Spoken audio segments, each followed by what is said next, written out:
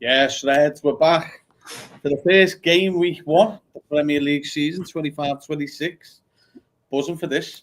So what we're going to do is we're going to, just before we go into it, we're going to split the show up into two. We'll go through the Premier League games, a couple of wild predictions we've got. I think a few of the boys have got a few sneaky shouts up the sleeve. I know I've had a few words with Marty Sikora before we've even gone live, who's not on the show tonight, with one of his. But yeah, we'll have a good laugh. And then at the end, we'll talk about Liverpool and the game tomorrow. And then we'll have a little chat on our little friend from Sweden, gimme, Alexander Isak. But look, Ross, how are we? Good to see you again.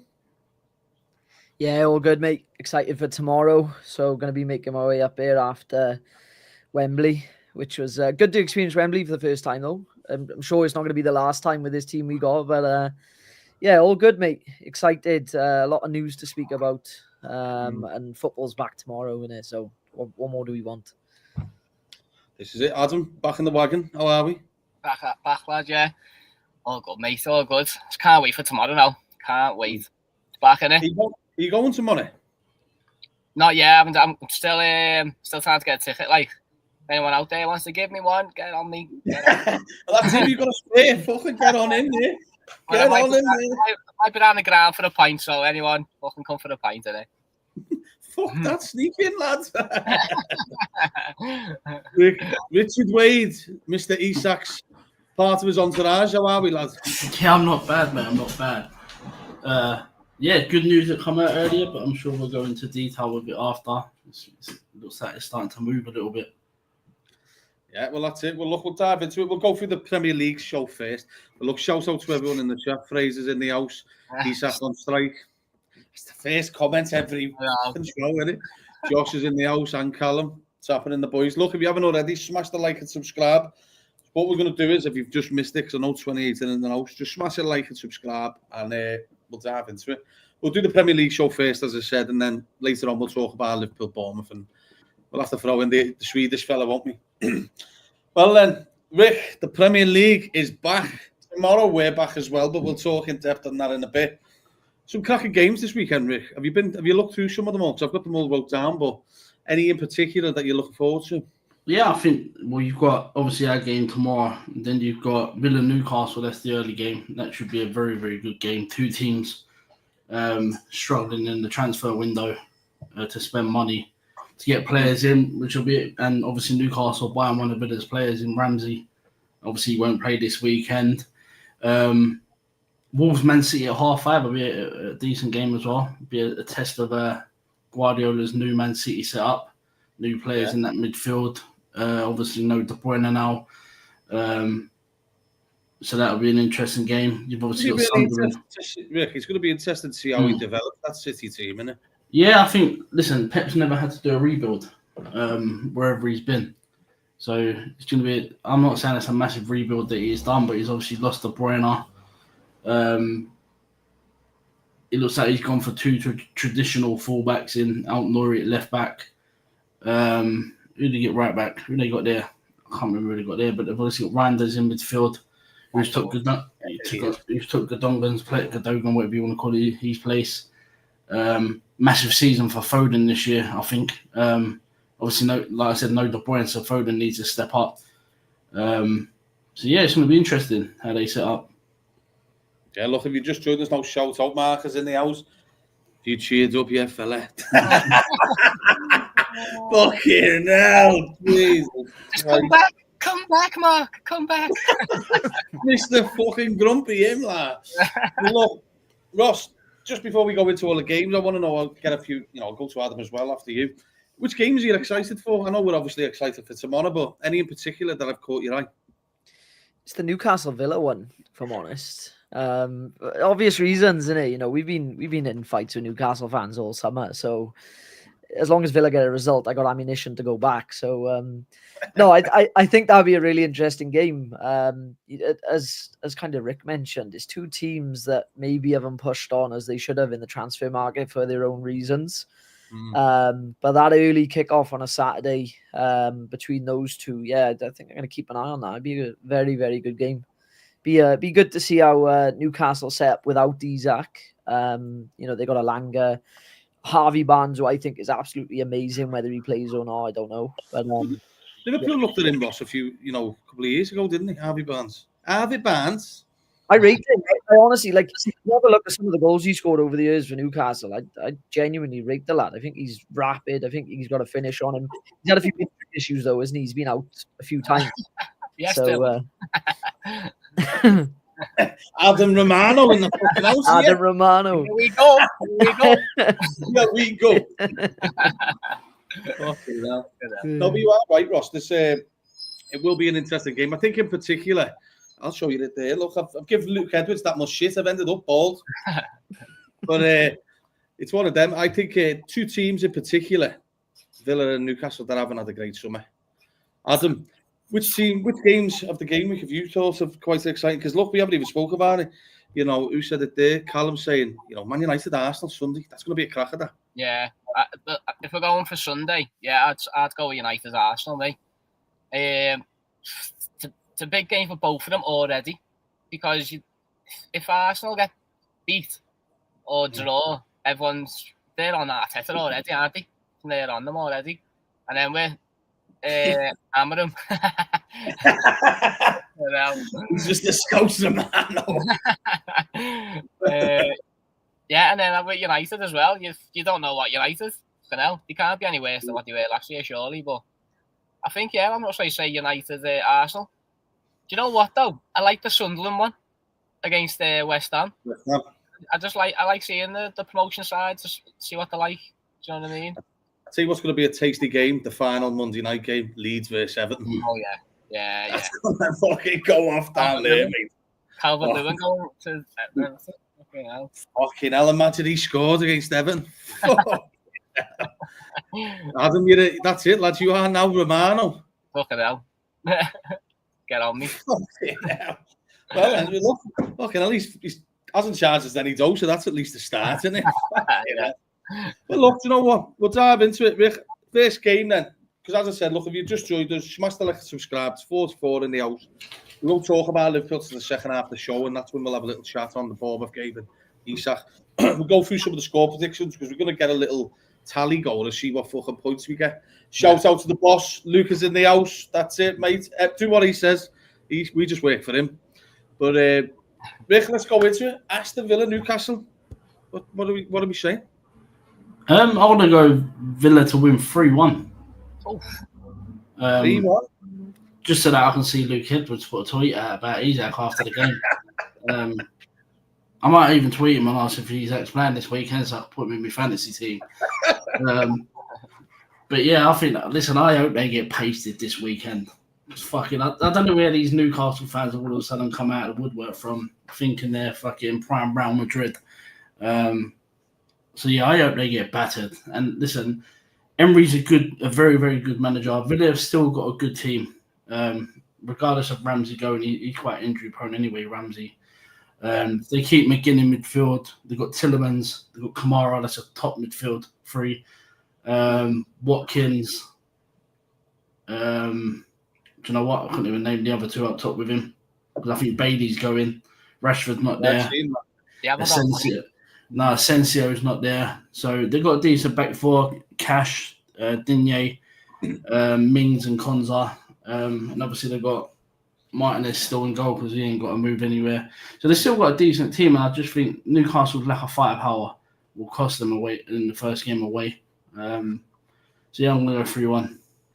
3-1's an interesting score, Ross. And just a quick one. So, give me the score prediction.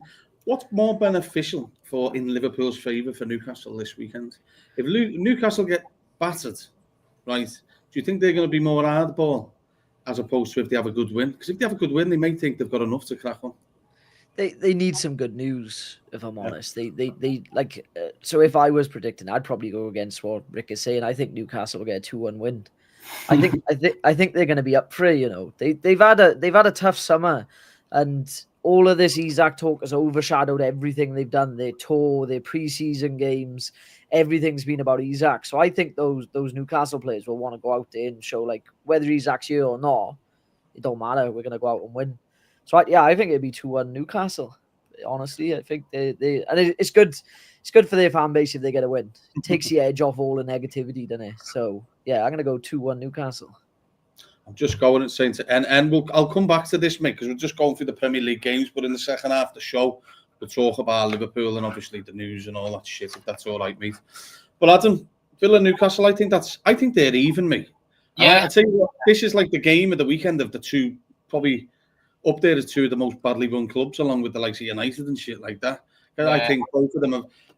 Villa, they tried to sprint before they could walk with regards to, generating cash and buying players and what have you. They're in the shit. They've hardly spent a penny. And all the money from this Ramsey deal has got to go back into the PSR shit. So they can't even do anything. And Newcastle, well, they've just not been able to attract anything. It's like fucking trying to go up to a 10 out of 10 bird in a club when you look like a 2 out of 10. Just get fucking laughed at all the time, innit? Romano doesn't have that option, like. Nah, I reckon 1-1, mate. I reckon 1-1. Because I reckon Villa, I'm predicting Villa to struggle this year. When I say struggle, I just don't think they're going to be top 7. They've had a terrible summer. No, we've all been levering Newcastle about their summer. Villa have been piss poor. They haven't brought. I think they brought one player in. So they're good defensively, though, like what Rick said there. They're good defensively, and I fancy Newcastle to get a goal. But I do fancy, obviously, Villa to get something. Set pieces, most probably, from both sides. So I fancy a 1-1. Nice, even game. Early kick-off as well, isn't it? So they're normally a bit shit, aren't they, to be fair, the early kick-offs? Yeah, it's one of them, especially the first game of the season. That's going to be a big game, that. Yeah. Really big game. And, we've been speaking briefly before. I know Marty was saying it to me privately, but as soon as he started tinkering with Anthony Gordon down the middle, it's no surprise that, like, we seen what news came out today with one of the options with Newcastle being Isak in is enough. Obviously, they'll try and buy something else, but I still think they've got plenty of options, Newcastle. Let's look, with regards to, forget about Isak going a minute, but let's say he's not there. They're looking to bring in Jacob Ramsey, they're looking to bring in Isak. They've already got Jacob Murphy, Alanga, Anthony Gordon, fucking Harvey Barnes. 6 fucking players there. Yeah. That's plenty of options to pick from. And I know that there'd technically only be one natural number 9, but that is still a few good options there for them. And I still think they're a good team. I think that midfield is a cracking midfield from Newcastle's. I think tonight, that's one player they've got to be careful of in the next year, Tonali. I think 100%. Yeah, you could see him getting a top-class move. Luke, I've just seen something there. You've just put, Fab just posted on Isak. Let us know what he says, like, because I can't see my phone at the minute because it's on charge. Do you know what I'm going to go for? I'm going to go 2-0 Newcastle win. I think they beat Villa comfortably. I just don't know what we're going to get out of Villa. I know. They look stale, and Perslow's fucked it all up for me. I think he's a terrible sporting director, but yeah, we'll crack on. Rick, Brighton, Fulham, what are we saying? Well, that's going to be a decent game, isn't it? I'm going to go Brighton to win 2-1. It's going to be interesting to see Brighton because obviously they've got a young manager who done well last season. They obviously lost players when he come in, McAllister, Casado, and a few others, but they've got a very good young team. They've still got Belieber. If you don't go United, I can't see him going there this summer. And yeah, Fulham ain't done much in the market either. I don't think. To be fair, listen, outside of Liverpool and all the news that comes about with what we're going for, I haven't really paid much attention to other teams' transfer windows because not much comes out because you don't get the top journos reporting on it, like Romano or Ornstein, really. But yeah, they don't look like they've done much. It'll be a good game, scrappy game. Evan Ferguson's obviously gone from Brighton. He's gone to Roma on loan. So they've obviously still got Welbeck. They lost Pedro, so it's going to be interesting to see how they deal with him not being there. But yeah, I want to go 2-1 Brighton. All right. Rick Ross. Rick Ross. There you go, Rick. We're a new duo now, mate. What knows where that came from? Go ahead. Sorry. Yeah, I had Rick Ross on my mind then. Brighton and Fulham. I think it'll be a 1-1. As Rick mentioned, they've lost obviously one of their key players in Pedro, and I think it's difficult for Fulham aren't weak. Let's be honest, Fulham have got a good coach. They got some good players in there. So yeah, I think that Brighton and Fulham will start off with a draw. I'm going to go with a 1-1. Oh, Adam, are we saying you can see a draw? Yeah, I am going draw as well, mate. Going 2-2 though, mate. Well, I reckon there'll be goals in this. They signed that Greek lad, haven't he, from Nuremberg? They signed Brighton. He got actually linked with us, didn't he? So I don't know how good he's done in pre-season. I haven't really paid attention, but he's a little one to watch anyway. But I think just going off last season, both sides, they score goals, they concede goals. So I reckon 2-2, mate. They signed that player from Club Brugge as well, didn't they? Is it De Cooper? I think it is. Something like that, yeah. Yeah, apparently. Yeah, I think he's supposed to be a good player. So I think he was linked to Liverpool at one point when the Kirk was ongoing. Yeah. But yeah, Callum's just saying here, all Newcastle do is waiting for us to play them. They will agree a deal. I think we can pretty much all agree that.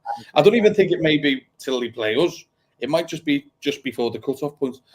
He's not going to play anyway if he signs next week, Isak, but it is what it is. Delwyn saying 2-1 Fulham. Hamza saying big up the boys, shout out to him. Look, if you've just joined us, smash the like and subscribe. As I said just before, we'll just go through the Premier League scores. I'm going to try and do a little tally, see how shit we are at predicting. I know I'm shit because bets always fucking fail. But I'm going to go 1-0 Brighton. I think Brighton will win. I don't know what it is. Good little team, them. Decent manager, and, they've always produced good talents, haven't they? They've had some cracking play. Look, over the years, Caicedo, McAllister, blah, blah, blah. Right then, Sunderland versus West Ham, Rick. Get the score prediction in. 3-0 West Ham. Oh. Yeah. Yeah, I just think. I know you normally get that new promoted team bounce. Yeah. But Sunderland don't look like that for me. Obviously they've brought Granit Xhaka in. But I just think West Ham, first game at home, they're gonna want to put something on for their fans or show. Bowen, I think, will score 2. And yeah, I just think Potter this season, full season for Potter under West Ham, it gets the players in that he wants. They've signed that Malik Diouf at left back. He's very good going forward. And I think they obviously got Walker Peters in as well. So they've got options there with him and Wan-Bissaka. Obviously they kept Paqueta this summer. So yeah, full Krug up front. I expect him to have a little bit of a better season than last year. Stay fit because obviously he got injured quite early for them last year, so you didn't really see much of him in a West Ham shirt. So yeah, I want to go with a West Ham win. What score did you say? Sorry, 3-0. 3-0. Rick Ross. What score? Sunderland. So Rick, I don't know if you said I thought Sunderland were at home this weekend at Stadium Light. Yeah, they are. Are they at home? Yeah, my bad. So yeah, 3-0 Sunderland.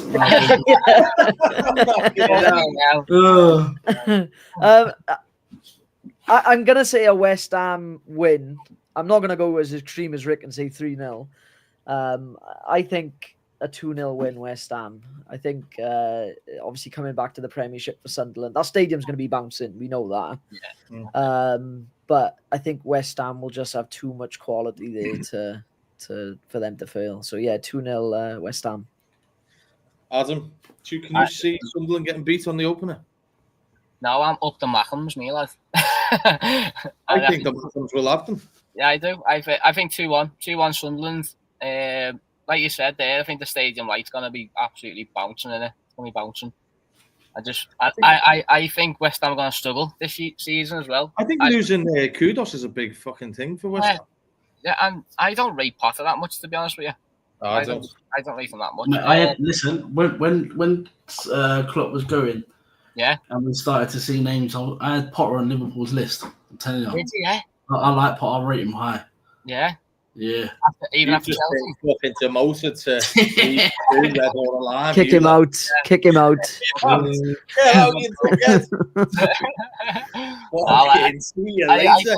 think he's struggle, me. Like, I just think he's just all pass, isn't he? And that's it. But All fart, no shit him. yeah, that's it. But it's all about opinions, isn't it? But yeah, Sunderland, I think they're going to be that promoter side this season. What shock a few teams, I think. Just with the especially at home as well. I think they've got to get points at home, haven't they, this season? So I'm going 2-1 Sunderland. Do you know what? I'm going to go for a 1-0 Sunderland.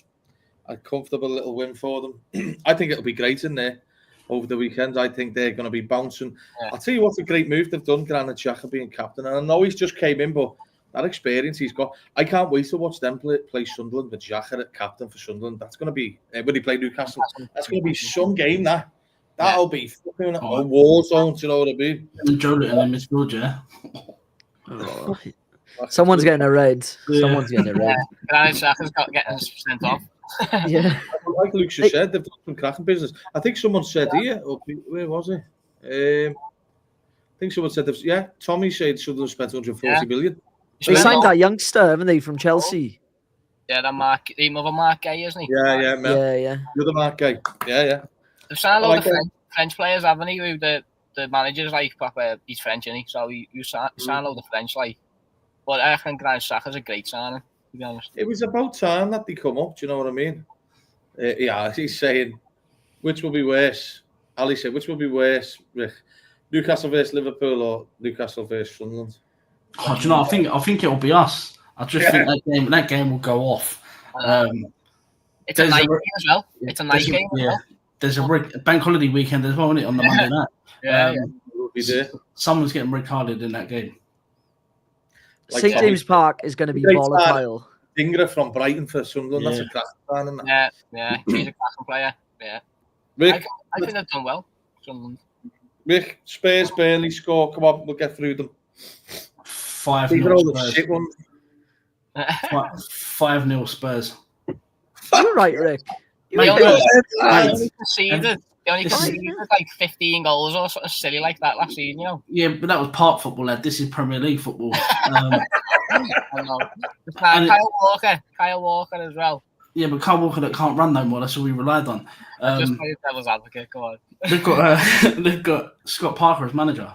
The Geezy got beat 9-0 last time he was in the Prem. I know. And Thomas, like I said, I know they lost to PSG last night, Spurs, but they looked very well drilled in that first half. PSG couldn't handle them. Obviously, they've lost Son. Madison's injured for the season, but I think it's a big season for Solanke. I just think there'll be goals in that game. It's at Spurs as well. I just don't think Burnley are going to be able. Burnley ain't really signed much. They obviously lost Trafford as well. And they've signed Dubravka from Newcastle. Yes, he's collecting that ball 5 times out of that net. Yeah, I can see it. Ross, what's your score prediction for Spurs Burnley? I'm going to go with 3-1 Spurs. I think Burnley will get 1, but I'm interested to see Spurs this season. I rate Thomas Frank. I think he's a good man. I like Thomas Frank. I think he's a cracking man. Comes across really like educated, and I think there was some stuff on Sky Sports where they spent like a day with him. He comes across like really well. But yeah, Spurs made some good signings, mind. Kudos. They're probably gonna have to go after someone now. Madison's injured. Harvey Elliott's available, by the way, lads. But yeah, I think 3-1 Spurs. Yeah. Well, do you know what? On this one, I'm gonna go 2-0 Spurs. I just don't know if they're going to be as potent. With losing Son as well, it's one of them. There's no Harry Kane there. Madison's one of them. So, it's one of them. Adam, what's your scoreline? I'll just check something. What have you just said? 2-0? 2-0. I go 3-1 as well, Ross. I reckon Tottenham obviously got goals in them. I think Burnley will snatch one. That Marcus Edwards, a good player from Burnley. He's played for Sporting Lisbon. He's not a bad player. He used to play for Tottenham actually as well. So put him on a bet. He'll score. But 3-1 Spurs, yeah. I just want to say, so 3-1 Spurs, Adam. I just want to say, because Ali keeps me up to date. So what he's on about is, so Josh at Anfield Sector has just retweeted something from Sky Sports News. It's Arnie Klopp. What the fuck? Arnie Slot. And he's saying, I see Hugo mainly as a number 9 that could also play from the left or together with the number 9. We need to have one more attacker at least. That's all you need to know. That is all you need to know. Liverpool Lee Riley's just tweeted as well. What's he said? He basically said it's hold on, when not if now. About Alexander. Come on, lad, get the details, lads. Yeah, it may be a case of when not if now for Alexander Isak, and that's basically what he's tweeted. All the narrative has shifted that way, though, isn't it? Throughout the summer, it's gone from he's not for sale at any price, and now we're talking about when, not if. Do you know what I mean? It won't surprise me now, though. All the Newcastle stuff's come out now in regards to Isak. It won't surprise me if a big comes tomorrow. Save it for later in the show. Yeah. Juicy gears coming at the end. Move on to the next game. Fuck it, we'll fly through these, please. Wolves City. 4-1 City. Oh, Rick, you are City. thrashing out the goals, mind. yeah. That's 12 opening goals in weekend. 3 games. Lad, it's opening weekend, isn't it? You got to go big opening weekend. That's it. Yeah, mate. Wolves. Have I got Wolves to go down? No, you ain't. But Wolves are in trouble this season. Obviously lost Cunha, who's a massive goal threat for them. Lost Neto to Chelsea last year, and I don't see them surviving much. I think they'll survive because the team's shitter than them, but I think they'll be more or less near the bottom, fighting it out with them. Yeah, I think it's going to be interesting. Ross, what are we saying? City, Wolves? I'm going to go City 3-0. I think they're going to want to make a statement after last season. No one spoke about them at all, have they? No, it's how I view this season. Like, I think Guardiola is not going to be there much longer. So I think they're gonna try and push on this season. I don't think they're gonna be as weak as last season. Obviously, Rodri is a massive miss for them, huge miss. The fact he's picked up another big injury, that's bad. But they have signed players as well, haven't they? They got that Ryan Cherky and so yeah, I think I said 3-0, didn't I? Did I say 3-0? Yeah. Adam, what are we saying? I reckon 2-0 City. I think every one of them ones where they just get the 2 goals and just kill the game off. Bit of a boring one. Look forward to seeing that Randers for the City, to be honest. He's a good player, him. He is a fucking cracking signing for the price they got it. He is really good signing, actually. But yeah, I think 2-0, nice easy win, and they'll crack on. I think City will be up there this season, by the way. I'm talking about them, not everyone else, but City are definitely the team to watch as well. Do you know what? I agree. I'm going for a 3-0 City win. It may not be the greatest, but Guardiola knows this year he doesn't need to be neat and tidy. It's just about getting the wins. And one thing they've done is they've bought better players than they have done for years, I think. I think they've bought players who are more specialist to what they need. You looked at some of the other ones, they were a bit... They just weren't City players like Grealish, Doku and all that shit, in my opinion. Yeah. I think Cherky and Reinders are cracking players for them. Nori's a belter as well. Yeah. I don't think there'll be much tinkering from him this summer. He'll have it set this year. He'll be like consistently playing similar fucking team all the time. I think City will be good this year. Mark saying Indy Caleb, fucking hell, what now? Yes, Indy. Let's see what he's saying. While I'm looking at this, Forest versus Brentford, what are we saying? Boring. 0-0. Yeah. Actually, it depends if Killer is in goal, because apparently he's got a little bit of a knock. Oh, has he? Yeah. So if he don't play in goal, it could be Forest win. But I'll go 0-0. I don't know too much about that. Who they brought in? Obviously, Forest are trying to buy that striker from France. But yeah, I'll go 0-0. 0-0. Ross, what score? I am gonna go with. Hold on, sorry, have I lost the game? Do you say Forest? Yeah. Forest Brentford. Forest Brentford. I'm gonna go with a 2-0 Forest at home. Yeah, I think they're gonna be happy they kept Morgan Gibbs White. Yeah, I think 2-0. I'm confident with that. Adam? 1-0 Forest. 1-0 Forest. Yeah. I think another bit of a boring game, to be honest, isn't it? Forest are boring, aren't they? I'm of the same opinion. These could go down this year. This could be it for them. Brentford. Yeah. They're in trouble. They're in trouble then. I think Forest are going to beat them 3-0. I think they're going to bat them. Yeah, can Forest got 3 goals in a row?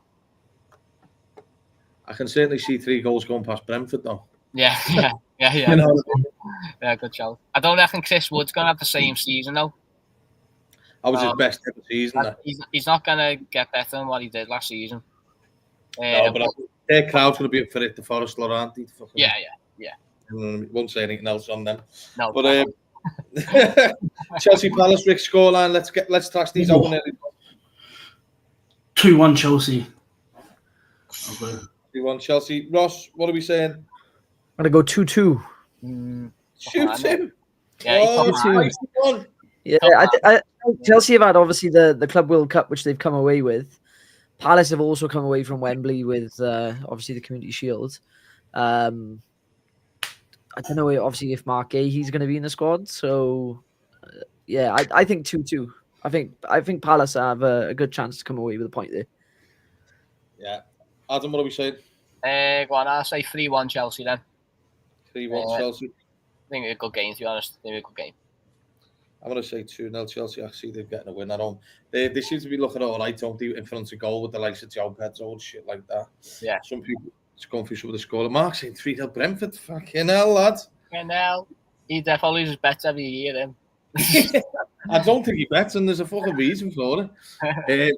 Chelsea Palace. It's going 2-0 Palace in the opening day. I think it is that. They played at Wembley the other day, didn't they? So Palace will be quite fucked from that. And yeah, 3-1. Selwood's going for the 2-2 draw. Rick, big one here of the weekend as well. Man United Arsenal. Now this one is something that people will all be looking at as well. This is a cracker game. This. Yeah. 3-1 United. Yeah. I hope so. I hope so. Benjamin Tesco with 2. Can't be, mate. Do you know what? I'm going to go 2-1 United, me. Ross? I'm going to go 2-0 Arsenal. Oh, God. I think United have had an exciting summer, but I think the first game is tough for them, and Arsenal are going to want to make a statement. 2-0 Arsenal. They've net spend their number 1, isn't they? United. Really? Yeah, United are number 1 net spend this summer. 221 million, I think it was. Well, you better not mention net They spend. haven't sold anyone yet, have they? They haven't really sold anyone yet. That's because no one wants their shit. Roma offered them 20 mil for Sancho. 20 mil for Sancho. £100 million player, weren't he, at one point? Fucking shite, lad. Fucking crap. I wanted him as well. I remember you. I think half of Europe wanted him when he was at Dortmund. Like, good player. Yeah, I'm not in charge. Okay. Yeah. I reckon 2-all, lad. United, I reckon 2-all, me. You just see Mark's looking prediction, lad. You just said 2-all. Oh well, he's a good gambler then. No, I reckon I think United are half decent going forward now. But Arsenal just set pieces again. Watch 2 centre halves to score. Put fucking money on that. Must probably. But yeah, 2-all. I reckon that's a good result for United if they get 2-all. Like. Fuck it. Yeah, well, it's going to be an interesting one. If United have a bad day, he's going to come under scrutiny straight away, isn't he? More, and they're going to be like, "What the fuck is going on?" I think they could win. Rick, last one before we move into some other prediction things, and then we're going to Liverpool. But if you just joined us, smash the like and subscribe. We make Dylan on Twitter just best me. Cheers, lads. Let's talk about the show, how good it is. Leeds vs Everton, lad. Tasty one of the weekend. Well, at the end of the weekend, what are we saying? 0-0. Then. Yeah. Adam, what are we saying? 2-1 Everton. Oh, Ross. 1-0 Everton. Fucking hell, you use Blues. I'm going 2-1 Leeds. Yeah. Yeah. I just wanted to do a little fucking segment on this. I just wanted to do some predictions, right?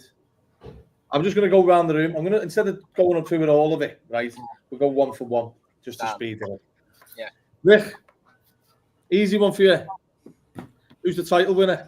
God, easy, isn't it? Liverpool, walk it. All right then. Adam, tough one for you.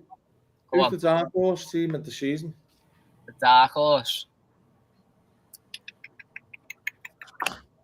I don't know if you'd say the dark horse though, but I'd say Chelsea. I said the same. And I think they might challenge the title this year. Is that a dark horse? Well, they fell off big time last year, didn't they? But Yeah. they could be good this year with the signing. They fucking made about 500 signings again. Yeah. So it's gonna be one of them. Ross, who's the 3 relegated teams? Yeah, pick one of the 3 relegated teams, or you can pick all 3. You can be Mystic Meg. Choose whatever you Okay, want. I'll do all 3. I think Burnley, Leeds, and Brentford. Exactly the same I went. Yeah, I think Sunderland will stay up. I'd expect Sunderland to stay up. I'd be disappointed though. I don't mind Sunderland. I think they're all a cracking little team. I've just Toby said here, minute silence to all the games for Jota. But I'm worried about that, lads, because certain games, certain fucking clubs are wankers, aren't they?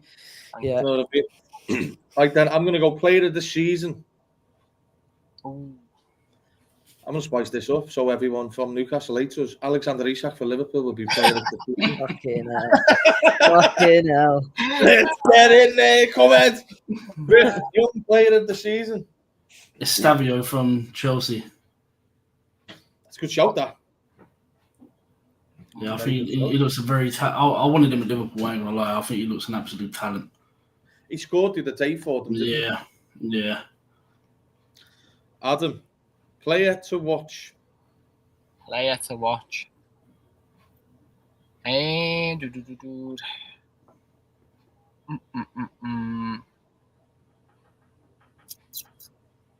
player to watch to see how he does, I think, is Gyökeres. To see if he can be the number 9 for Arsenal, what they all wanted, what they've all been crying about for about 4 years. Does he even get 10 goals? Who knows? So, one to watch, well, player to watch, I think Gyökeres, just to see what he's like. Yeah, no, that's a good one. A few people here saying in the comments, player of the season, where it's. I just thought to spice it up to piss people off, saying Alexander Isak for Liverpool. They want to say Liverpool player. Ross, I think I know which one you're probably going to say. Signing of the summer. It's gonna be Wirtz for me. I think he's gonna be phenomenal.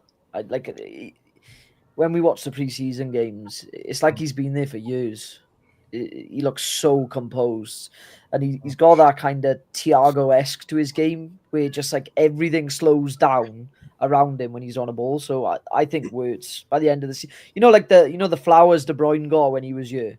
I think Wirtz will be spoken about in the same category in time, obviously. But yeah, Wirtz for me. Nah, that's a good shout. Rick, here's an interesting one for you again. Premier League Golden Boot winner. Oh, Isak. I mean, for which team, Rick? For which team? Listen, he's going to miss the first 3-4 weeks for Newcastle. We sign him, and he'll still get top goal scorer for us. When you see if you picture him in that Liverpool side, fucking hell. Man, I just can't wait for the game at Anfield when we play Newcastle. He bags a hat trick. He bags a hat trick and does the celebration to the Newcastle. Fucking runs like Adebayor down to the other end. Imagine that. Like that way. We got to do a NASCAR for the celebration he does. That'd be class, that. Ethan, message me, DM me on Twitter, and I'll send you the league for the fucking fantasy footy if you want it, lads. Kira saying Ben knows I love Wirtz and I've done for years, but I think a Dinger will have a great season at Sunderland. That's a good shout as well. Yeah. Golden Boot Ireland, most of the lads have picked up his PFA award from last season.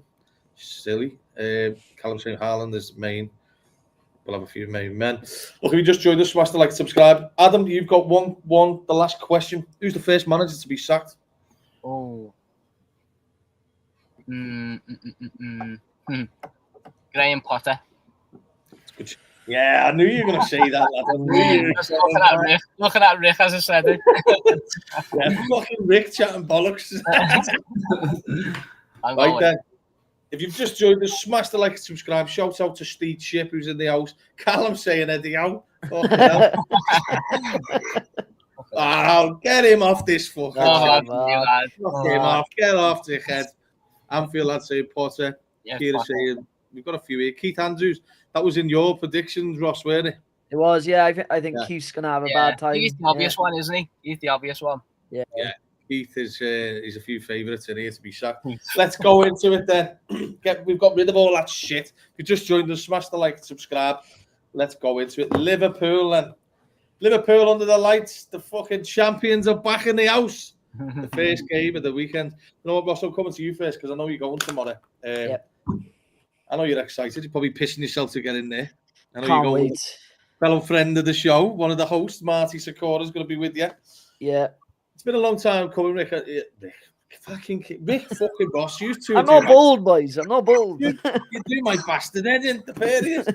But we were talking off there, and we were just saying, like, with regards to the Palace game on the weekend, just gone. It looked like Liverpool just shut up shop a bit after half time, where it made the changes. The full eyes are on this. I'm not that asked about the Community Shield, and I know you probably aren't either. What is the take on it going into tomorrow's game? How do you see it? Because I think Liverpool, the crowd's going to be up as well. Oh yeah, no, like it's 8 o'clock at night. It's going to be absolutely bouncing in our stadium tomorrow. Like you said, I'm dead excited to get up here. I'm going to get up here early and just try and take it all in. Obviously, I'd like to go and see the kind of Jota stuff as well. Have a look at all that. So that'll be good. Pay respects and all that. But yeah, mate, I think the team's going to be up for it. Honestly, like we've just obviously missed out on Community Shield, and I'm the same as you. I'm not that fussed. Like, and you could tell with like some of the starters, Curtis Jones starting, I think was an indication. Like Curtis probably isn't going to start for us a lot this season. But tomorrow, I think we see Maka back in the squad, and I think we'll absolutely blitz them. Honestly, I think Bournemouth are going to be in for a tough night. I think it'll be 3-0. And I think Ekatike will grab one. Mo is gonna bang on the first day of the season. He always does. But yeah, I think 3-0. Yeah, I'll just go write your scoreline down. Big Ross. What's score to say? 3-0. 3-0, yeah, 3-0 Liverpool. 3-0. Adam, something we spoke about a lot after the game, and I think a few people were disappointed with it.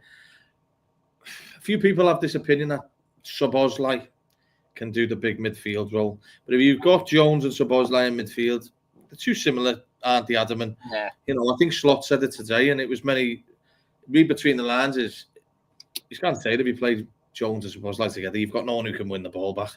With Maka coming back in tomorrow, Adam, you're going to see a different Liverpool, aren't you? Yeah, 100%. He's the best centre midfielder we've got as well, McAllister. Oh, without a shadow of a doubt. Said a lot, Slot today, I think, in the way of, he basically said, Gravenberch and McAllister didn't play, so everyone calmed down. Fucking lower the tone a notch, yeah. And yeah, it's not really a dig against Szoboszlai as well. Either he's still learning the position, but defensively he's not the best. He's going forward, and then to play with Jones as well, who's exactly the same. It was tough. It's tough on them, especially second half. But with McAllister back in, I think we'll be a lot more solid. I think he'll play the 6. And I think we have a bit, as you say, we have a few more tackles in. Hopefully Szoboszlai gets a bit of a bollocking from his performance the other day. And he picks it up as well, because we've said it a few times, haven't we, on the WhatsApp group, that it's a big season for Szoboszlai and Curtis Jones. Did he just want to be backups, or did he want to actually play? So they've got to take the chances. Tomorrow, that's his chance, isn't it? Yeah, well, this is it, Adam. And the problem is, Jones and Szoboszlai, I always think, they need to be running into space. They're not ones who are going to get the foot on the ball and, all them little sniffing stages. Gravenberch and McAllister actually do that. I know Gravenberch likes to be more on the turn, which he's probably the best at doing so. But, Rick, I know a lot of people were very disheartened after the Palace game, Rick, weren't they? But it's more along the lines of, as soon as I seen them subs, Rick, I knew Liverpool had parked the bus to just fucking relax for the this tomorrow's game. So I don't think there's much to worry about, Rick. And I know a conversation that's been, we've had all day, to be honest, behind the scenes, is short of numbers up front, Rick. Do you think Liverpool currently are short of numbers? No. We went with 5 last season. We've got 5 this season. Rio, Gakpo, Ekitike, Salah, Chiesa, and Ben Dokes are 6. All right, it's not the same quality as what it was last season, but we've still got the numbers. So I'm not too fussed in that.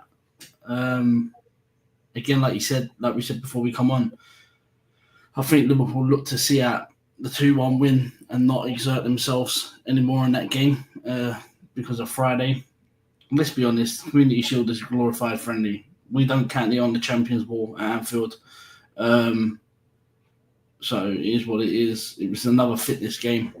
You could tell Slot didn't really take to it after a certain amount of time. We took the players off. Said they took Ekitike off because obviously we've got some tough games coming up after Bournemouth in the league, so he needs him fit. You don't need him injured. So yeah, I'm not worried. Defensively, I don't think we're short either. Midfield, we're not short. It's just lack of quality up front after what's on the pitch that comes on. But like people keep saying, Szoboszlai can play as a false 9, Wirtz can play as a false 9, Szoboszlai can play left wing, Wirtz can play left wing, Frimpong can play right wing. So we've got the numbers. You just need to bring in quality in that, and it looks like we're about to do that in the next week or so, I think. And obviously we brought that kid in defence who looks like he's a Maldini regen. If you look at the video that come out of him picking up Lukaku off the floor like he's taking him for mate, it looks like he's taking him for a fucking walk. Taking him the bin. Mate, Lukaku ain't no slouch. Like, I mean, the geezer's rock solid. You see how big he is. And the geezer, like, you've seen the videos of Leone just barging off the ball. Same as a few other top, Vlahovic done the same to him at Juve game. So yeah, we're not sure. It's just a bit of quality up front needed off the bench. But that will come. Yeah, and look, Callum saying here, Ross, 2020 was the goal that Frimpong scored. You know, you were there. It was a bit of a special moment. But I thought in particular, he looked excellent for Liverpool. Yeah, no, really good. Yeah, proper electric. And I think we've got a few players in that team that have absolute energy. You know, you look at Kirk he just bombs up and down. Frimpong is absolutely rapid. You know, Szoboszlai, we know he's a workhorse, even though he's been a bit poor in terms of his like final product and passing. But we've got a really, really energetic team, and I think like the options that Rick spoke about having like depth and that. You know, you think about if Kirk is starting and then we bring Robbo on at the end of a game or 30 minutes to go. Like Robbo has also got a ton of energy. Do you know what I mean? So it's really exciting. I think we'll see a new look to us, and I think we've been able to see that in pre-season already. You know, last season Grav was playing in that 6 role, but obviously we've brought in Wirtz, so it looks as if that 6 is gone and we've gone to a double pivot with Wirtz as a 10.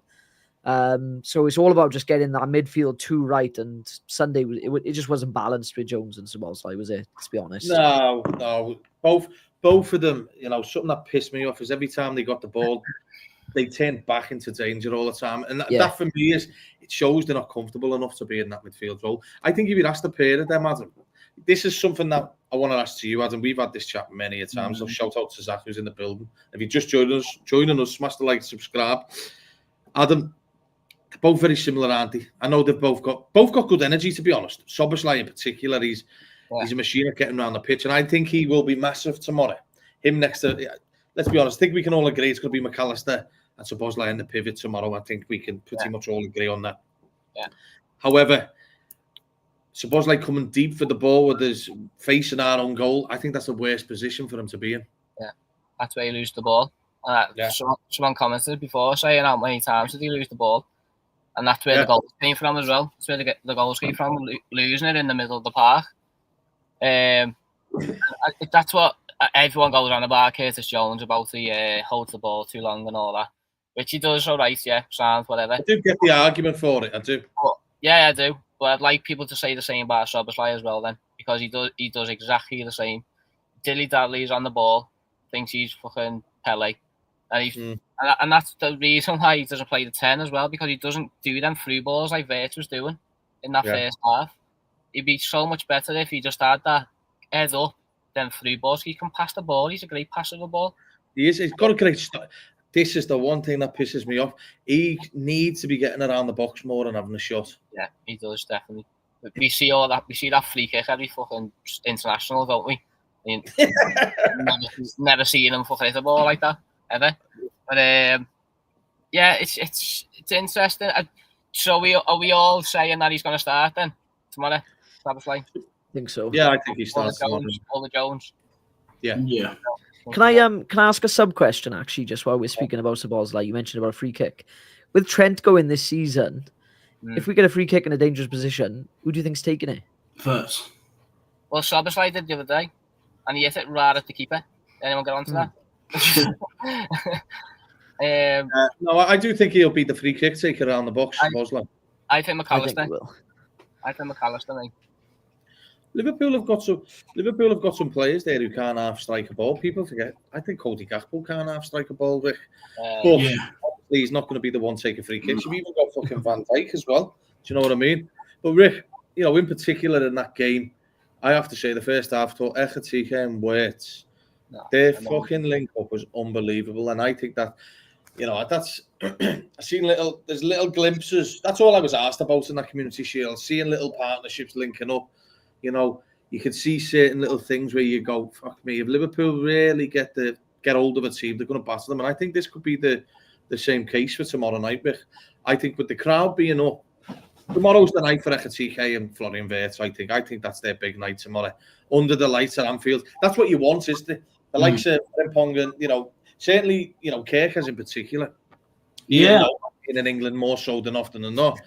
The lights at Anfield is a big thing. Florian Wirtz and Ekitike tomorrow, I think, are going to fucking run all over Bournemouth. Yeah, I'm expecting a show tomorrow between them two. We see little glimpses of it in the Palace game, like you said, the little one-twos between each other. Look at that goal, Rick. Yeah, I mean, the touch from Ekitike. Like, listen, I'm not saying he's going to turn into him. I'm not saying he's that. That was on retype. Yeah, the way he got that drifted across and just put it bottom corner. He's going to be a special player, Ekitike. And listen, if we get Isak over the line, it's only going to help Ekitike in the long run by learning off someone that's got the finishing ability of him. And Ekitike just looks like he's got more to his game than just being a striker. Like we've seen the little flicks he did that me and Ross were talking about earlier. He can dribble. The assist that he got for Salah against Bilbao when he run that defender on the byline. So he's got more to his game than just being a number 9, which is going to be very, very good for us if we get the end of the window that we expect it to be. So we've got options. I mean, you can play 4-4-2. You can play 2 up top with other formations. Listen, I'm not worried at all. Like, I know people are worried about depth. Listen, without disrespecting them, it's only Bournemouth. We play them. Struggling tomorrow against Bournemouth at home. You'd probably say, fucking, we got no chance there. Yeah, like, I mean, Bournemouth. Yeah, people forgetting Bournemouth's defence got decimated in the summer. So fucking hell, man. If we can't beat a decimated Bournemouth back line. Who have they brought many in at the back? I can't think. They brought a centre back. They confirmed a centre back either last night or this morning. Diakite or something. Yeah. I'm sure they've got a left back. They replaced Kirkers. I can't remember who it was. They brought that young player in Sola, didn't he, a while ago? Yeah. They both have a left back as well, French kid. Yeah. So they've got players. It's just whether they're going to gel that quick and come into Anfield. It'll still be a tough game. They press all over the pitch. We beat them 3-0 last year, but it was a tough game if I remember it rightly. They did have was it Huijsen and Zabani, is it? And both of them, one's gone to Madrid, one's gone to PSG. They've lost 2. Let's be real, like really, really good centre backs. Yeah. I think it's going to be a tough fight. There's 3 that's gone out the back. One's gone to Liverpool, one's gone Real Madrid, and one's gone PSG. If anything, they should be proud of the fucking work they've done in the transfer market, Ross, over the few years, shouldn't they? But I think that goes back to maybe Richard Hughes, though, doesn't it? Exactly. So, as well. Kepa went as well, and he had a great season for them. Yeah. I think they'll find it difficult tomorrow. Yeah, I fancy us to run all over them, to be honest. Like, first half as well. Yeah. I think I can see us having an early goal and it being even 2 or 3 the first half, mate. Because our tails are going to be up tomorrow, and the crowd won't allow any dropping Yeah. off tomorrow. I think certain fans were a bit pissed off weren't they, after Sunday, so I can imagine the ground being a bit more aggressive in the fact of if we haven't started fast, I can see the songs happening. I can see people go, come on. Because at the end of the day, we've got to go into the first 6 games as fast as possible and get in front of City and Arsenal. We've got to start fast. Well, Adam, I know it's tomorrow. It could start nervy because people are like, hurry up to 3 points. But realistically speaking, I am glad that we've got Newcastle and Arsenal so early as well in the first 3. Because if you get them wins in, not so much the Newcastle one, because I don't expect them to be challenged at the top of the league. But if Liverpool put the foot on the gas and batter Arsenal, it's already turning in our favour then. Do you know what I mean? Have you seen Arsenal's fixtures as well, mind? For the they've got a tough run. Like, you know, can you go through them for us, Ross, if you've got them up? Yeah, I'm just gonna try and find them now. While you're finding them, let me get the score predictions off the lads.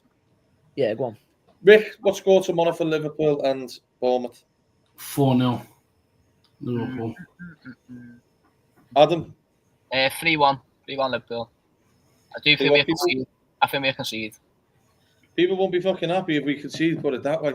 I'm gonna follow Ross. I'm gonna say 3-0 Liverpool. I think we'll swap them tomorrow. No, I just think on the counter they might get us on the counter attack. I think they will.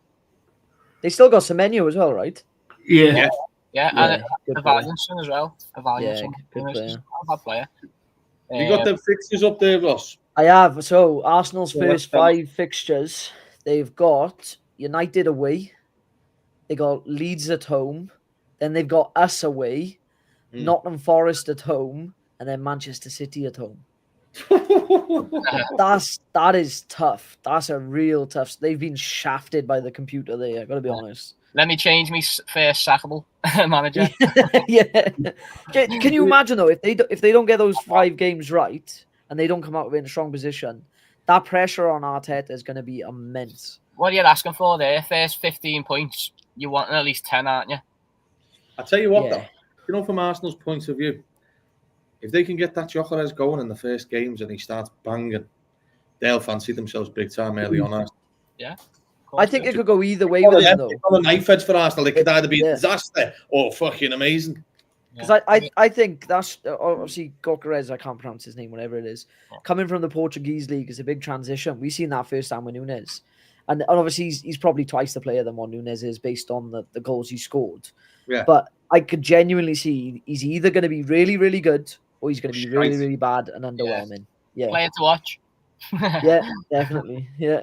Well, it is. It's definitely someone to keep an eye on, Gyökeres, because no one knows what we're going to get. Arsenal have had to chase the weight because he's not like that mobile forward. I'm not having that. He looks like a fucking Tesco fridge with legs, doesn't he? I don't know the way he marches down the pitch, but he did show a little thing in that Bilbao game. That Zubimendi looks a player for them, by the way. He looks a fucking top-notch player. He would have been great. But that ball he put it, and that header that he did too, Gyökeres, it did look quite good, to be fair. You know, he took it well. But I just think Liverpool and Arsenal, they've got it. Liverpool's is still a tough enough start, isn't it? You know, Newcastle away. Yeah. It's never easy. You know, Ross, Rick. Fucking hell, Rick, Ross, fucking Adam. Fucking hell. Rick. Yeah. With our first 3, point-wise, how many can you see Liverpool getting? Hold on. I might have a bit of issue here, technical one, mate. If we got after Arsenal. But yeah, there you go. After Arsenal, we got Burnley. And then. So our first 5 are Bournemouth, Newcastle, Arsenal, Burnley, Everton at home. Yeah. Is that our first 5? I can see 5 wins there, mate. Yes, Ricky. Yes, Rick. That's confidence. Listen, That's confidence. We're going to go shit all over the place at St James's Park and then take Isak on the way out. Burnley will smash. I think listen, we're due to beat Arsenal at home. Yeah, we are. Too many fucking draws. Yeah, they're due a beating at Anfield.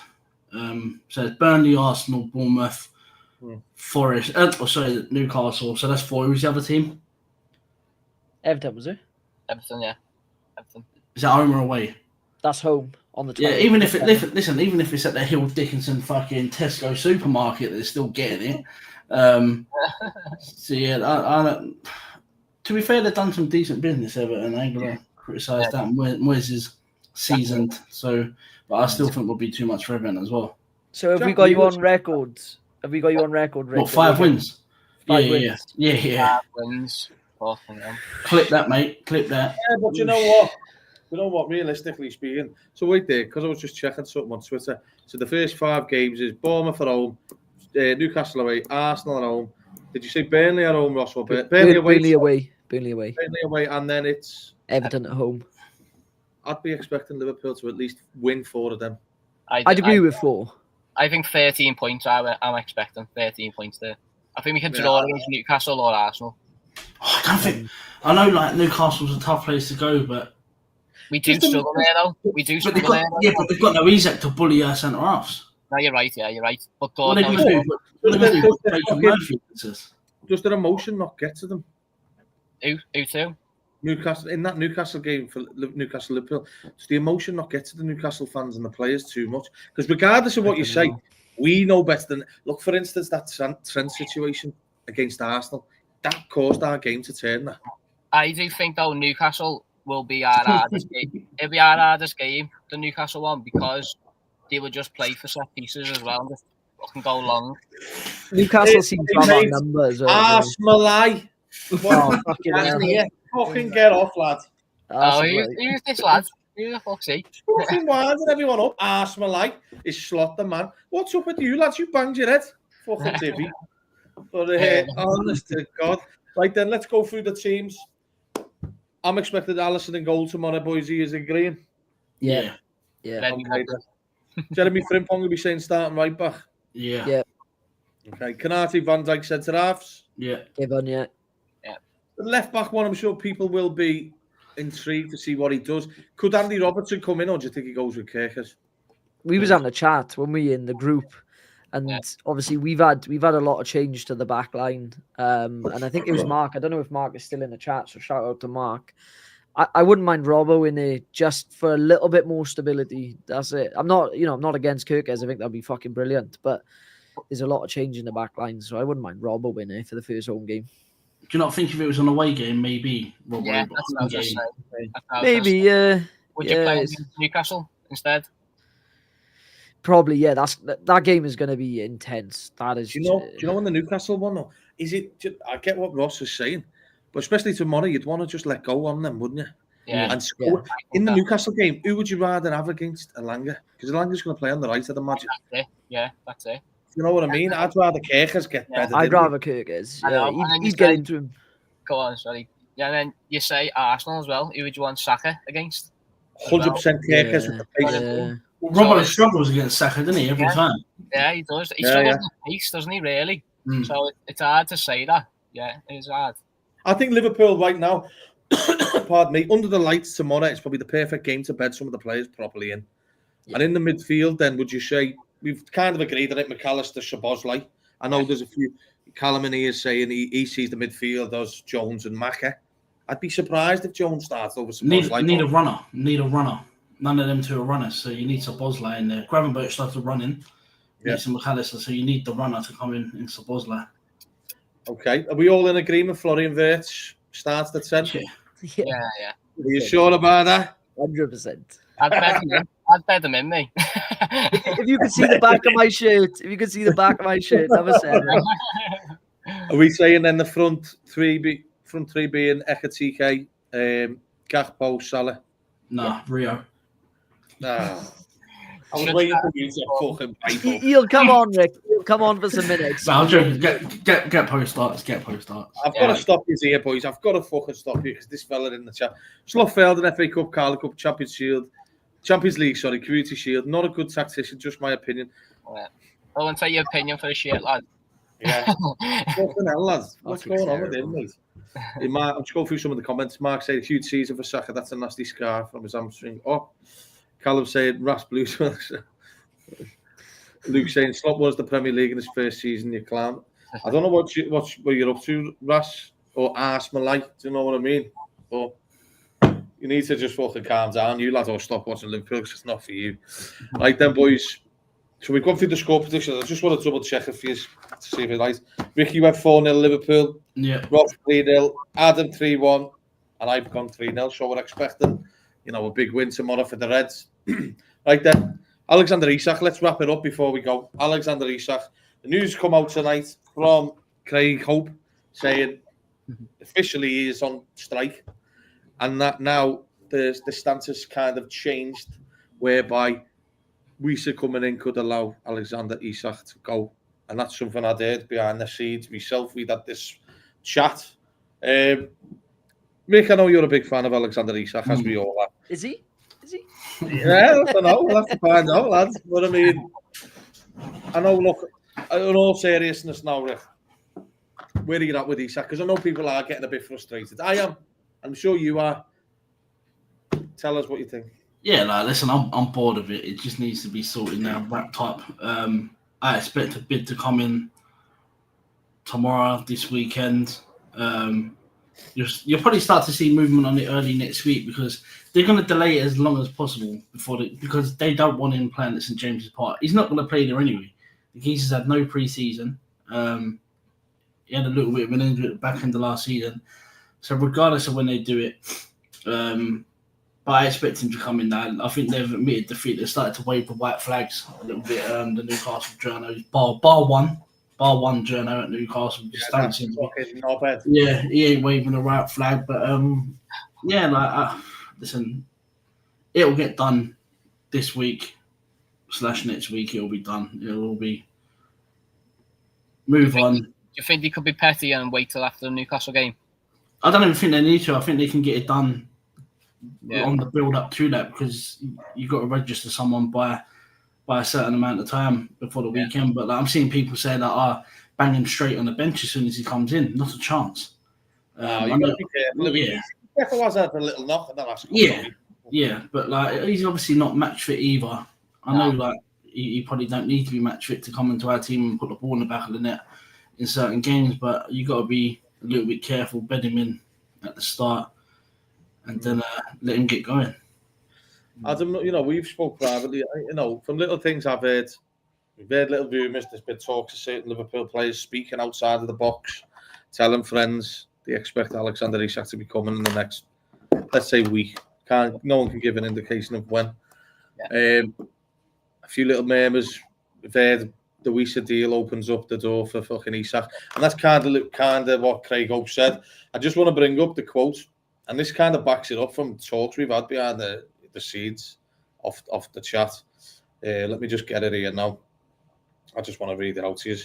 So, Josh Anfield Sector put it out before. In the article, I know a few people were like, well, there's not much in the article, but Craig Hope said, one scenario that was not on the table a few weeks ago is that Newcastle sell Isak without having signed two strikers. They would need at least one and get through until January with a likely combination of Johan Wiesa and Anthony Gordon as centre forward. So Adam, when we've been speaking off chat privately, it's always felt like to me there's a reason why Liverpool have waited, because if not, Liverpool aren't going to ruin an amazing window, are they? Just to fucking be short, because they are short of numbers in the front line. Chiesa will eventually go, Adam. Sadly, Jota passed away, so that's another person down onto the front line. And then Nunes and Diaz have gone. There is a reason why they've waited. And as Ali said, the narrative has changed. And let's be honest, Adam, they've got fucking 6 attackers once they brought Ramsey and fucking Wiesa in. So how many do they need? What's your take on it? I think I'd say we've been saying it for a while now, haven't we? We've got to wait for Newcastle to get a replacement, and it's changed now to not even a replacement. It's just changed to they need a forward. Need a forward, yeah. And like you say, they played Gordon there last year as well, so they could do that. I'm expecting we said not to be in the Brentford squad this weekend, and he signed for Newcastle on Monday, and then that's when the ball starts rolling. I think Liverpool did try and get the ball rolling when we bid. We must have had some kind of encouragement from the agent or whatever. But then everyone's moaning, saying, what are we waiting for? But we're waiting for Newcastle to get a forward.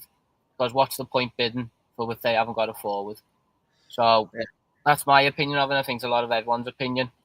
I'm hoping he gets in before Arsenal. I'm hoping the Arsenal game he's in before. We need him in before Arsenal, I think.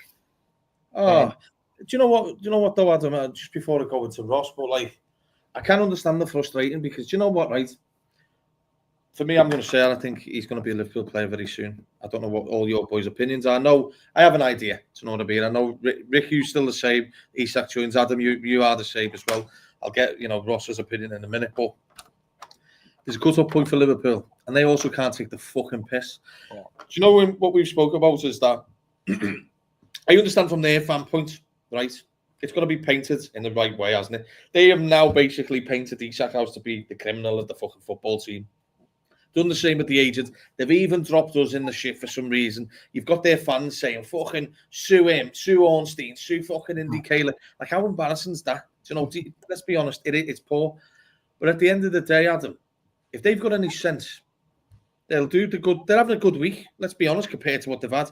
They're getting that Chow's in. Jacob Ramsey's just landed on fucking Newcastle's fucking airport. Yeah. And obviously, Weiser is... I think the article today is that, same with Paul Joyce and Liverpool. When Liverpool have got a message to put out, they'll put it through Joyce and the fans read between the lines. He's kind of saying Weiser's fucking not far off. So then you're better getting rid of Isak out the door, getting all the money in, and then having 2 solid weeks to go at the end of the window. Because they've got options, like we've just said, with no distraction of the Isak talk. Because let's be honest, do you think Eddie Howe's bored of all this shit? Yeah. If I was in his position, I'd want Isak out the door now. I seen Gary Neville on the overlap saying that they should just keep him now for the season, but you can't now. It's gone too far, and I just want him out the door. I think the other players, it's how you think how he's acted is whatever. It is what it is. He's done it to get out of the club, but the other players they want to knuckle down and get on with the season. They don't want this Isak talk behind them, do they, when they're in the changes? So I just don't see. I don't know why they've acted like this. I think we all agree. Like, why have they acted like this? They should have got rid of him a few weeks ago and just cracked on, and it's done. Or we'll see if they get the money. Yeah, it's one of them, Ross, isn't it? We've had many chats as well, and I understand people are pissed off with Isak, Ross. I do get it. We would be. There's no two ways around it. We would be. But I work in the Middle East, Ross, as you know, and I just know that with having Saudi owners, trying to be nice to them is not going to work. And I do think, Ross, he has tried to go down the nice route early on. There's no coincidence, right, that it's come out that this shit's been coming for a long, long time. So for someone to throw the toys out the pram, there's been shit that he's not been getting away with. And, for instance, he's not been getting his way with them. Do you know what I mean? No. They've not been listening to him. What do they expect them to do? Do you think, Ross, fucking hell, used your 2 names, like, fucking hell. You keep getting mixed up. He's got his career's short enough, and Eddie Howe had mentioned that in a press conference quite recently. He understands players' careers are short. He can't really wait another year, Ross, can he? No, he can't. He's 25, turning 26 is in next month, I think. So this is a critical time in his career, and I agree with you, Ben. If the shoe was on the other foot and this was a player for Liverpool, we probably would be feeling exactly the same as Newcastle fans. And we've had it, Ross. We have Coutinho. Yeah, it's shit. It is shit, and I know we joke about, and I know a lot of us on Twitter joke about. There's no doubt about it. It is shit. It feels nice to be the other side of it, where players coming to us and wants to come to us and is doing it, but there's been a lot of talk about it, and obviously none of us really know the truth, do we? Let's be honest. We're never gonna know the absolute truth. We're only finding out what the reliable journos are finding out. And I think we spoke before about reliable journos. David Ornstein came out and said Isak considers his Newcastle career done. That's huge. To come out and say that, and then since then, it's come out that he never wants to play for him again. He has no intention in reintegrating into that squad. And I agree with you that something has happened. Whether that's our interest has maybe piqued him up to go, look, I've got to move now. I don't know.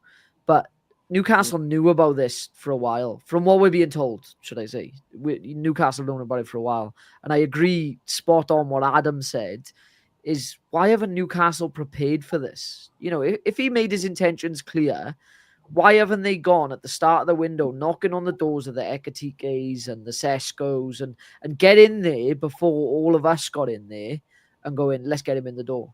But they've played it poorly, they have. You know, the media's allowed to spin this narrative, and I think that's part of the game as well, to paint Isak as this bad guy. It always is. And once Isak does move, it'll be this, we've done everything we can, you know, we've offered him new contracts, we've offered him more money, you know, we've done this and that. But ultimately, a player's career is so short. You know, and one of the reliable journals tweeted, I think it may have been Craig Hope in one of his videos, or David Ornstein, one of them, that Isak doesn't want to play in the Champions League. He wants to win the Champions League. Yeah. You know, like that, you've got to respect him from that regard. Like, as an elite player, to come out, and he's had a wonderful, wonderful career with Newcastle. He brought them a Carabao Cup. He scored a lot of important goals for them.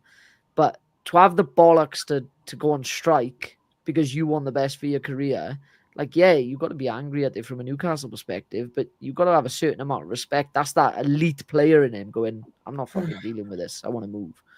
So, yeah, I think it happens. And me and you offline, Ben, we spoke about it, you know, about the silence. And a few of us in the group, obviously, some are nervous, some are like, it's not happening. And I think the silence was a good thing. The more the silence goes on that Liverpool haven't walked away, the more silence that Isak hasn't reintegrated into the squad, it was all positives for us. I don't get the benefits of them just fucking holding them to ransom now, though, Ross. No, it's gone too far, as Adam said. Gone too far, yeah. Gone too far. It's worth what you said, Ben, about Craig Hope coming out, and that's that fourth scenario that was never on the table about Newcastle are willing to potentially let him leave without a replacement.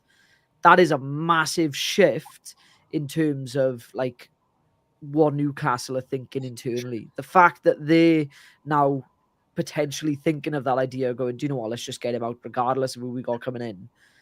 It's bad. It's really bad. So I think he ends up a red. I don't think we'll see him in the squad maybe until Arsenal, maybe the game after. He hasn't had a pre-season. And I think Newcastle fans are going to be gutted, but I would be gutted if I'm honest. But I'm not gutted because he's fucking joining the Reds, so... Yeah, I get people's frustration. Ross, I just want to mention, lads, you're winding everyone up in the chat, lads, so just fucking behave yourself. You don't have to agree with people, but I agree with this. Possibly our players were burnt out, but that's why we just come off the back of big games and fucking spotlights non-stop. But lads, just calm down. You're fucking pissing everyone off, even pissing me off. With regards to Isak, though, Rick, like, the narrative has massively changed. You know, you've got dickheads like that. You know, Luke Edwards, I've been having a pop at him for fucking weeks now. He's just chatting shit. And we said recently, Rick, he's just a mouthpiece for them just to look like they're having a little win. Do you know what I mean? It's just as simple facts as that. Craig Hope will break the big news. And I do think the news was quite big because they never admitted that he was on strike. They've just said he's not been properly training with the team. And I think, though, what you said before, Adam, Eddie Howe wants him gone now, doesn't he? Yeah, definitely. Why would you want to keep him? What is the benefit of him getting kept? Can someone tell me what's the benefit? Because how do they play him again? I just don't see it. I don't get the logic. I don't understand the logic anymore. I got it like a few weeks back because you just thought, right, they're just holding out for more money, aren't they? But it's gone. He's striking now. He's officially went on strike. You've took him to that point where he's officially on strike and you're playing the first game of the season in 2 days for them. And they haven't even got a striker. So they just look like absolute dickheads, to be honest. Really, don't they? Like, it looks so amateurish what someone else said before. I don't understand it. It is basically, it's just ego, isn't it? It just comes across as ego. They just didn't want to be had off by us, but they have by looking like absolute helmets. This is what Dylan's saying here. There's no benefit to talk because he wants to join Liverpool, and that's a fact. You know what I mean? Like, at the end of the day, it's you can put Ali on as well. You know, they've tried to act the big boys. They had their opportunity, regardless here, right? getting a replacement in. They could have had Ekatike. Liverpool give them the opportunity to take Ekatike. And I think the response was a bit fucking snarl, and Liverpool went, fucking see you later, then we'll take the pair of them eventually. They thought they were bouncing around thinking they could bully us, but at the end of the day, there's two sides. So we are near enough the top of the food chain in world football. Do you know what I mean? We're at the fucking top. They're not. They are not. At the end of the day, we've sold massive players and we've seen how, what you have to do to get where you need to be at the top. Let's be honest, Ross. Do you think Liverpool would be where they are right now if they never sold Coutinho?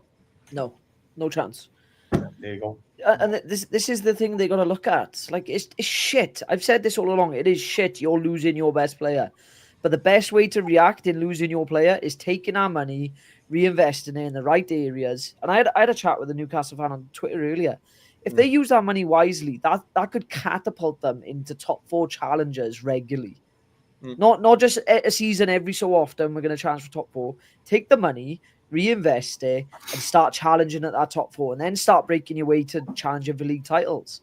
So we know firsthand. Like, did any of us want to lose Coutinho? Honestly, no. We didn't. Not really. But look what's happened to it. But also, when we was selling Coutinho, I think we all agreed you can't turn down that money. Exactly. That's what Mark's saying here, Adam. It's a British record.